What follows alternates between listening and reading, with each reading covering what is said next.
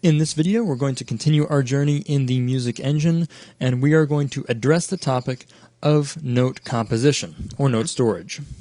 Now, how does this actually work? Are we actually going to be storing these out in memory, in a file? How are we going to quote-unquote store them? For our purposes of the video here, we're going to store them purely in memory. More specifically, we're going to store them in lists. All right. All we're doing is addressing the concept of storage, where it differs from live playback. All right. Now, is this going to be the same kind of storage system we'll use later on in the drum game? It is the principle. The actual facilities, the actual classes we're going to use to store the data will actually be different, and they'll be tailored to the game itself. Okay, cool. What we're going to do here is we're still going to try to look at this from the Hello World standpoint, and we're going to show the most simplistic way that we can go about storing notes in order to compose music. Okay, rockin'. So let's go ahead and jump right in, and let's put together some containers for notes. What we're going to do is we're going to define simple integer lists as our storage containers. All right. Since we had proven down here in the live playback where we simply watched a tick value progress, and every time that tick value gained an interesting number, such as one that was evenly divisible by a note distance, we simply played it back. Right, then we called the play. And the idea here was that we simply ran on math in a procedural, never-ending fashion. Now, the idea with note storage is, let's say we wanted to create a rhythm by hand. We didn't want to sit there with the math and expressions necessary to get little, small tick offsets or be able to adjust things to any infinite degree. Sure. Whereas if we stored the actual tick values at which notes should be played, that would give us full control. Okay, I'm with you. So what are these lists actually going to contain then? They are simply going to contain numbers. These numbers will represent tick values of interest. Okay. The idea is to store a series of notes and the tick at which they should occur at. So these lists are really just going to contain ticks that tell when an event is going to happen. Exactly. And then later on, that event will be used to call the play method and make noise. Exactly. As a matter of fact, the correlation between the actual number and what sound it should play is not actually going to take place until we get into update. Which is very similar to what we did with the procedural method earlier. We're just kind of doing a more manual approach now. Exactly. So let's get these lists put down into place. We're going to make lists of type integer, and we're going to call these track 1 through 3. So we'll have track 1 equal a new instance of an integer list. And then once we have this track, we'll simply copy it and paste it a couple more times to give ourselves 3 tracks. Okay. And the idea here is this will give us enough tracks to set up a basic hi-hat, a snare, and a kick sound. All right. And I will point out here that depending on the way you want to go about storing notes, you can actually use, if you wanted to, you could put all the notes into one list and differentiate the notes by storing additional information note by note. But doing so would require that you store a type that can hold multiple numbers in it. The idea here is to show how we can store data with the types already available to us. Right. All right, now that we've got some tracks, let's put some data into our first track. Let's go down here to the game's constructor right after we set the tempo. I'm actually going to lower the tempo a little bit. Just since we've now stepped out of the world of an infinitely repeating series of notes, we only have a few of them, so I'm actually going to slow down the playback and give ourselves a little bit more time. Sure, so it doesn't just blast right by. Exactly. So, let's address track 1, and let's add some notes to it. You're just going to manually add some numbers into that list, right? Exactly. Okay. We're just going to type them in note by note, and but this will show how we get exact tick-by-tick control. So let's start out the first note, maybe actually beyond tick 0. We'll actually wait until an entire quarter note's worth of time has passed. Okay. Again, the correlation here is simply the fact that we have defined Quarter note is 96 being as a quarter 96 ticks, yeah. But just to get a better feel for the data, I'm going to literally type out the numerical values. Okay. So let's duplicate this line. We'll add a second note. This note will be a value of 192. So we'll advance another quarter note's worth of time, and we'll paste again. One more quarter note would give us 288, and finally a fourth note would give us 384. So all we've done is simply placed evenly spaced notes with a quarter note's worth of time between each note. Okay. Now, Seems like it'd be a lot of work to get an actual song. Oh yes, for sure. And we'll actually show ways of streamlining the creation of these notes if one would like to go back to more of a procedural manner. But we'll get to that in a minute. The next thing we're going to do is we're going to make a quick stop down here and load content. I'm going to switch the sound engine that we're using back over to the sound engine exact. The reason for this is the recording equipment that we're currently using simply works better with the X-Audio 2 API. Yeah, so it may be something you want to do on your end or not. It doesn't really make much of a difference. I would try them both, and if you find better results on one, just stick with using that one. And as a matter of fact, if you have a more gaming-centric card, it is very likely that both will work very well. Yeah. In our case, we're simply going to leverage the fact that these can be swapped out at will, and we have found the X-Audio 2 API to work better on our recording equipment. All right. Now let's move down to the update method, and we will address the problem of track, or rather stored-based note playback. So you're going to comment all this out? Yes. Or just nuke it? You're afraid to nuke it, aren't you? We can take it out. We're not going to need it at all in the rest of this lesson. Okay. The only reason to leave it there would be just to remember that live playback originally existed here. I am going to leave this loop in place that gave us 1 second of time before the song begins. Okay. It just gives us a nice There's an offset. a nice bit of breathing room so we can let the game finish loading and then we begin playback. Well, in a real game, you'd probably want it to be even longer than that. I mean, like when you play games like Rock Band and Guitar Hero, you always have that pause, and then it actually starts ticking off a metronome before the song starts. But I know this is something different, but it's kind of in the same spirit. Exactly. This is just to give ourselves some time for the game to start running. All right. Now, the way we're going to handle stored or track-based note playback is simply to watch time go by, tick by tick, which we're already doing here by advancing tick, and then we can run if statements to see what its value is. And every time a tick goes by, we're going to look at the tracks and see if the tracks, or any of the tracks, happen to contain the current tick. Okay. And if they do, that means we have arrived at a place within the track that a note lives, or a note exists, and therefore we need to play that note. So those lists are just going to store numbers, and you're going to sift through those lists tick by tick and say, hey, did we make it to a number that exists in the list yet? If so, play a note. Exactly. So we'll say if, we'll begin at track 1, and we'll ask track 1 if it contains a note value. And the note value of interest is whatever the current tick is. So we'll throw tick into place, close off the if statement, and if so, if track 1 contains a tick, we'll instruct the sound engine to play track 1. So play index 1, and it's as simple as that. As we advance tick by tick, we'll only play track 1 if the track actually contains that note. To demo this, let's see. Let's go ahead and play now, and then we'll put the rest of the tracks in. Really, it's the exact same code. The rest of the code is just for correlating tracks to sounds. So if we run the game now, we should expect to get 4 instances of track 1 being played. And again, track 1 being a hi-hat. So let's go ahead and play and see what the result is. Wait a second. So 4 hi-hat hits. That was easy. So we have established note or track-based playback. Right.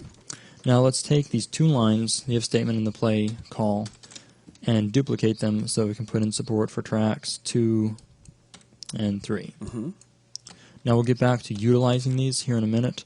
I just wanted to make sure that we put all of the code in place so that all 3 tracks are ready for playback. Have you put anything into the list for those tracks? Nope, we have not. Yeah, that means so you won't get anything. If we were to play the game right now, we would get the exact same result. But now that we have the playback accomplished, I want to jump back briefly to our note creation and simply demonstrate how we now have full control over these notes. For example, if we wanted to have the middle 2 notes occur closer together, we could take some of the spacing out between them, meaning we could take the 3rd note and bring it back to tick 240, and then that'll place these with an 8th note worth of spacing. And then to maintain the quarter note difference, we'll bring 384 down to 366. So now we should hear hit, hit, hit, hit. So the 2 notes in the center will sound faster.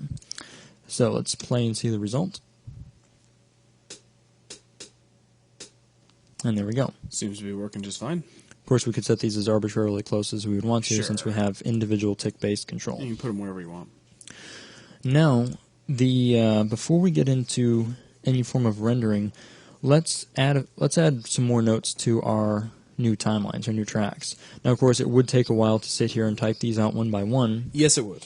So we can actually leverage loops to give ourselves some procedural functionality, but we'll take the result of these loops and store the data into the tracks, meaning the data will still be stored ahead of time before it's played. Gotcha.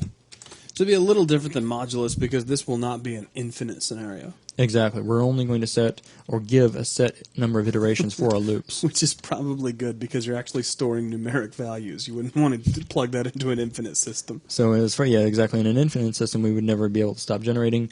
Or even if we tried to fill the capacity of our integer storage container, yeah, even that, if we stored hundreds, thousands, millions of notes, yeah, we would start to stress the system as far as memory-wise. But let's begin with our hi-hat. Let's give ourselves a stream of eighth notes. Let's give ourselves 16 eighth notes. Okay. So we'll begin with 16 iterations in our loop. We'll address track 1 and tell it to add whatever number is in I, but we need to multiply it. Since if we want 16 notes with eighth note spacing in between them, so multiply by eighth note. We'll simply multiply the actual index by eighth note, and then we'll get our spacing. Also, I'm going to comment out our manually entered notes. You're not just going to nuke it? I'm sorry, don't mind me, I'm kidding. I will do one thing. I'm going to move them on the other side of tempo. Okay. Since we're starting to kind of get a correlation between all of this information is a set pattern of notes. You could even say that that is a very short song. Right. A really short song. Also, I'm going to pull out the brackets for the for loop, since we have only one line of code. Exactly. We have a single statement, so we'll keep things compact. Yeah. But if we were to run and play now, we should have our stream of 16 eighth notes, yeah. Yep. And there we go. We have our succession of notes. And they end. Yeah. Cool. Now, let's see. Let us, at this point, let's add a few more. Let's add those other tracks into the mix. Now that we have an easy way of generating a lot of notes, let's grab this for loop and duplicate it a couple of times, and let's bring the kick and the snare back into the mix. For the kick, we'll simply have a kick occur every half note. Mm-hmm. So really, we're going to duplicate the pattern originally created in the live system, right, and simply defer it to our stored system. Are you going to set that down to 8 iterations? Actually, we're going to set it all the way down to 4. Yeah, 4, because eighth and then, eighth, quarter, half. And then track 3. And then, yes, we'll swap this up to track 3 for our kick track. Then we'll address the snare. We'll change track 1 to track 2, giving us snare. We will again be adding in half notes, so we'll drop the actual number of notes down to 4. Now we're going to do the same thing we did earlier, where we actually offset the snare by a quarter note. Okay. So we'll add an additional quarter note here. So we just slide the whole resulting series of notes forward by a quarter note. Mm-hmm. Now with this, we should be able to play and see the result.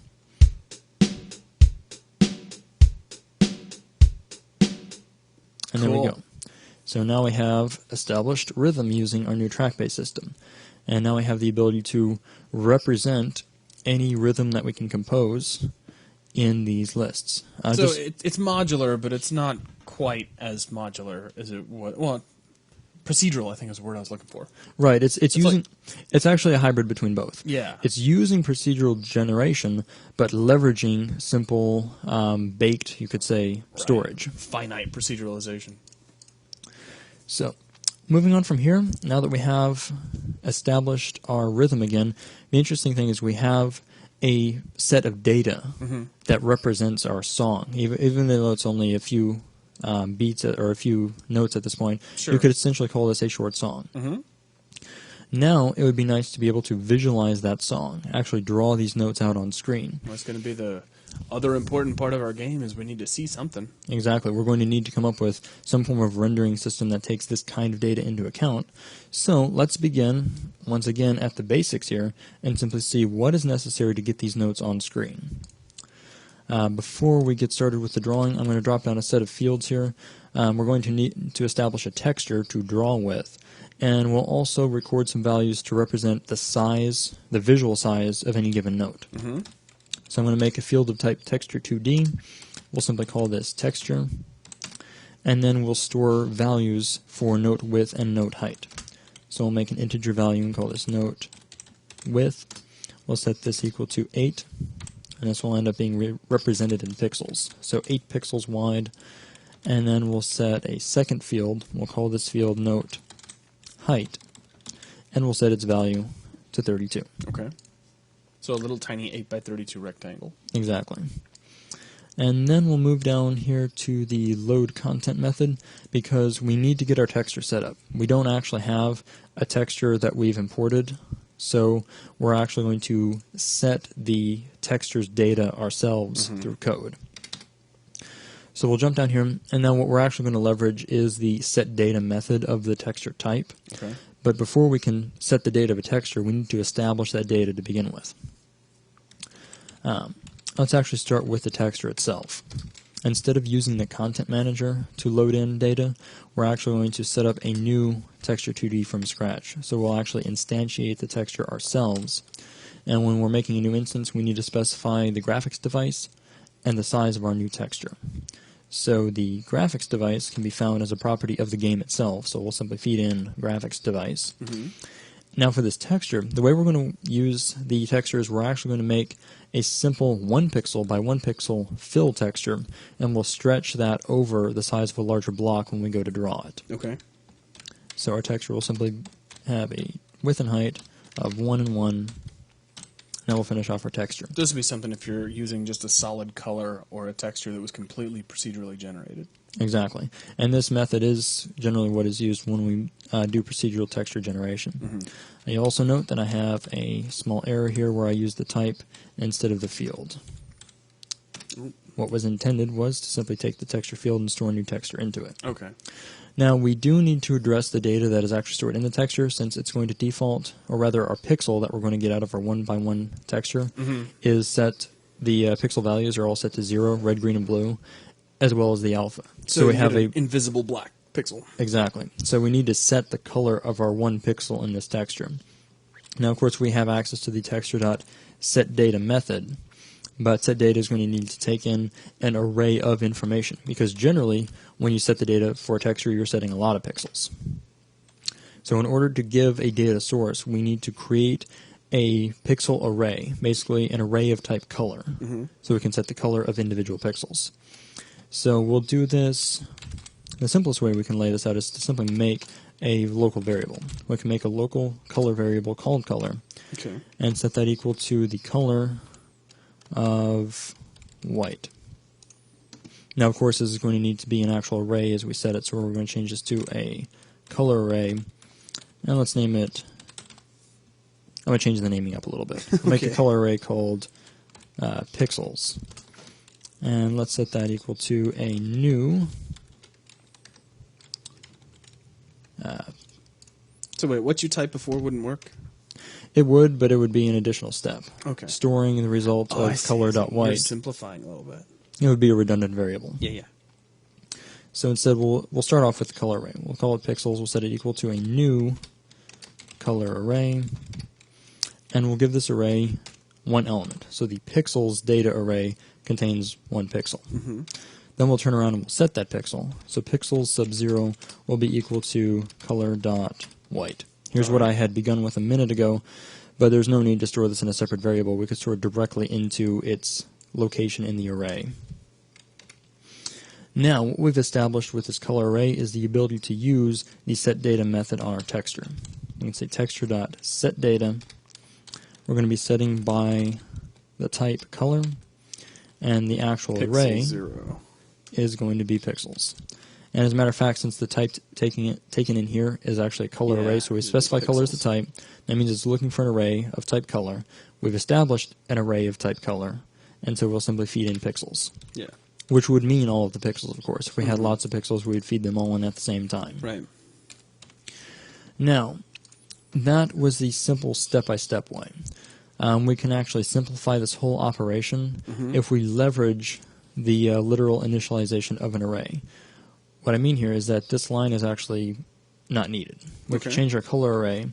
If instead of saying that we're making a new array, an empty array with 1 element, we could specify our new array and literally specify the elements directly. So we could jump in here and say that we could make the first piece of data be color.white, and so this sets the data and creates the array in a single operation, making this line unnecessary. But now you don't have that array. We still do. This is the okay. we Yeah, simply okay. pull out the setting of the pixel. No, you're right. Whoops. Now, if we look at this, we can actually simplify it by one more step. If we look at the result of this overall expression, that results in a color array with one of the elements set. We could simply take all of that code, replace the name pixels, and then we don't even need to make a temporary variable. Gotcha. Now we address set data directly, and the data we feed in is the creation of a new array and the setting of that element, all in one line. Cool. Feed that in. And really, the reasoning for handling that step by step was just to build on it. Yeah, it's a nice way to show how you kind of go from 3 lines of code down to 2, and then find out that you really only needed 1. So with that, our quick texture primer out of the way, we have a texture created that has a white pixel stored within it. Now we can move down to the actual drawing code and turn our attention to some actual notes. So down here in the draw method, we'll do our standard fare with a call to sprite batch. We'll make our calls to begin, and I'll go ahead and lay in the call to end as well. So we'll establish all of the calls to draw should be queued between these two. And now we can begin with individual notes. In order to draw these notes, all we're going to do is directly translate their tick value to a pixel value on screen. So it's almost like we're graphing out notes along one of the axes of the screen. We're going to draw these notes out horizontally, so it's actually the X position of the individual notes that is going to be driven by tick. Okay. Now, in order to draw all of the notes in any given track, we're going to run simple for loops over the specific tracks. So we'll begin with a for loop, and we will address track 1 first. So we'll loop through all of the elements in track 1. So loop until we hit track1.count. And then we'll draw a rectangle with our dimensions specified by note width and note height at the position indicated by the track's value. So we'll begin with called spritebatch.draw, and we will draw using our new texture. For the rectangle, we'll specify a new rectangle of size, note width, note height. Exactly. So if we drop down, we need an X value, a Y value, a width, and a height. For X, we'll simply plug in the value held in the current tick. So that would mean we look at track, the given track, sub I, and that, since it's an integer list, that will hold an integer, and that represents our current tick. We'll plug that directly into X. For Y, since this is the first track, we'll simply place it at the very top of the screen, so we'll give a Y value of 0. We'll give a width specified by note width, and a height specified by note height. Gotcha. That finishes off the dimensions of our rectangle, and now we simply need to specify the color with which to draw this You've also object. managed to position these notes spatially based on how much time is in between them. Exactly. Which is very cool. So that's the idea of directly translating time into a spatial value. Now when we go to draw these individual notes, we'll simply draw them as white blocks. So we'll specify color.white as our tint color. And one final thing is, since once again there's going to be a single statement inside this for loop, I'm going to pull the braces out to make everything a little bit more compact. Now, let's run the game and see what's being drawn now. You will note that there is no change made to the position over time, and that means despite the fact that audio-wise we're still playing our tracks, visually we'll see the notes simply staying in place. But if we run the game, we see we have this series of notes while our music plays in the background. Gotcha. So they're not moving, but they have been drawn. Exactly, but now we're starting to see the spatial correlation, where they have a tick value of 0 and then the next value for an eighth note and so on. We see that they are indeed evenly spaced, where time is now represented by distance. Right.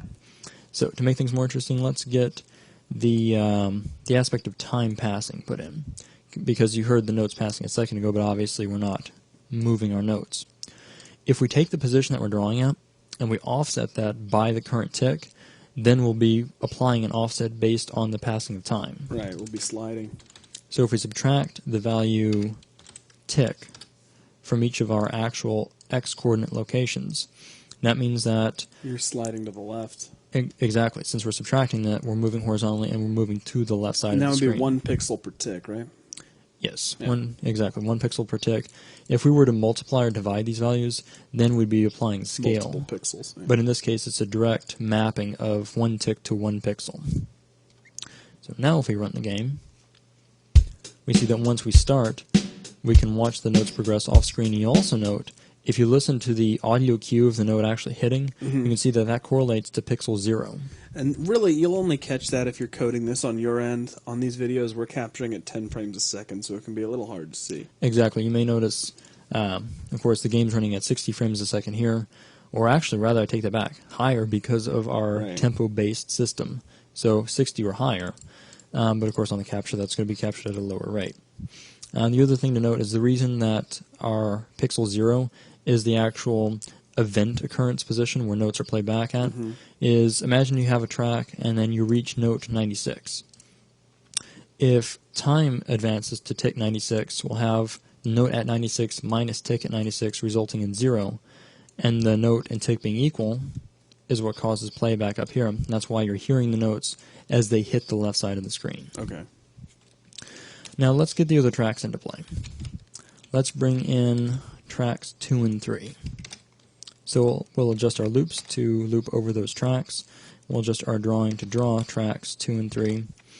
And we need to give a Y offset for these tracks, since we don't want them to draw over each other.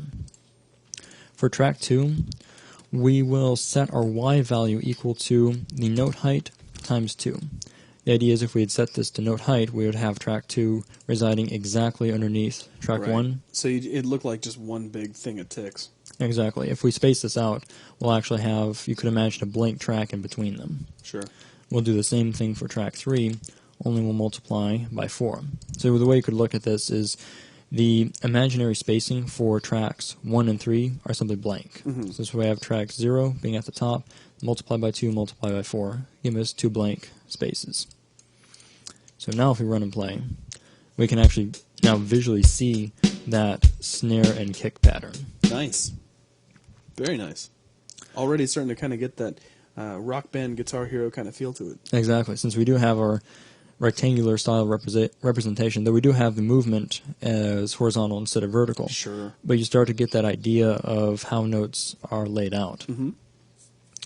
Now, one last thing we want to do to the drawing system is apply a little bit more transformation so that we can move our note hit point, the physical location on screen that notes are at when they're played. We want to move that to the center of the screen to make things a little bit easier to see. Okay. And in doing so, we're also going to draw a visual indicator at which playback occurs. So to do this, let's make a local variable here, and we'll call this variable center. We'll set it equal to a value of 400, simply because we're assuming this project is running at default settings, where the resolution is currently 800 by 600. Gotcha. So 400 is simply half of that. Now we'll turn around and we'll draw a hit indicator as a simple stripe across the screen. So we'll draw a vertical line to indicate at what point notes are going to be played. So we'll make it called spritebatch.draw. We'll once again draw using the basic fill texture. We'll make a new rectangle, and we'll give it the dimensions of the center of the screen for X. We'll start at pixel 0 for Y. We'll draw this indicator at the same width as the notes. So we'll specify note width. And for height, we'll give the overall height of the screen, which for the default project would be 600. Gotcha. Now we'll draw this with a slightly different color from the notes. So we'll draw it with color of light gray.